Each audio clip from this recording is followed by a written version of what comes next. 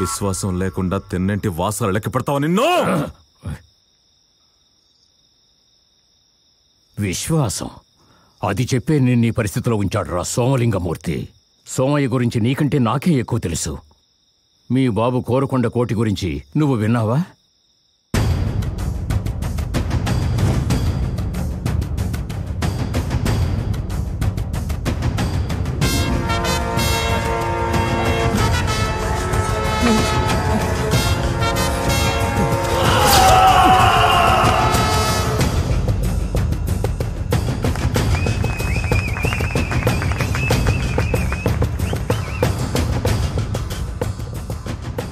కోడేరులో మీ నాన్న కోరుకొండ కోటే నిజమైన రౌడీ. శంకరయ్య కోసం ప్రాణాలివ్వడానికి కూడా తెగించేవాడు మీ నాన్న.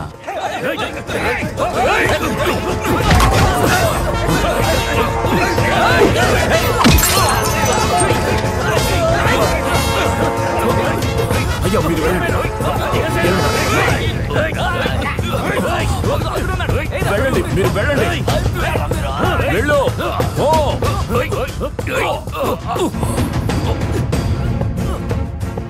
ఇక్కడ నేనే ఎమ్మెల్యేని. నేను చెప్పినట్టే చెయ్యాలి. నువ్వేం చేయగలవు? చేతనైంది చేసుకో. ప్రతిపక్షం ఎమ్మెల్యే మీద చేయి చేసుకున్నందువల్ల జైల్లో కోరుకొండ కోటి మోకాలి నరాన్ని కోసేశారు.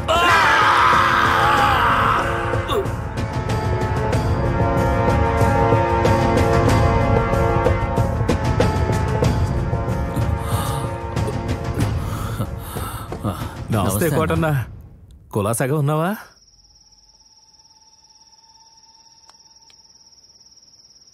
శంకరయ్య చెప్తేనే చేశానని చెప్పుంటే ఈ సమస్య వచ్చేది కాదుగా. దమ్మొకటే కాదు, నమ్మకాన్ని కాపాడేవాడే మగాడు. ఇకపైన ఈ కాల్తో నేనేం చేయగలను? రౌడీయిజం వదిలేసి మా ఊరికి వెళ్ళి నేను ఏ కొట్టో పెట్టుకుంటాను. ఎరా తలరే, వెళ్దామా? వెళ్ళు, పడుకో. పొద్దున్నే తెల్లారుజామున లేవాలి కదా, రేపు స్కూల్కి వెళ్ళాలిగా. వెళ్ళి పడుకో. అమ్మా వీణి పడుకోబెట్టు. నా ఎర్ర చొక్కా చూసావా?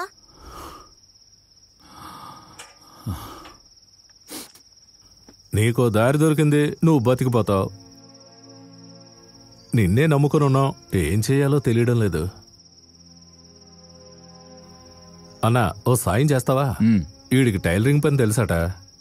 మార్కెట్లో శంకరయ్య కొట్టు ఒకటి ఖాళీగా ఉంది, ఆయనతో మాట్లాడి దాన్ని ఇప్పించన్నా.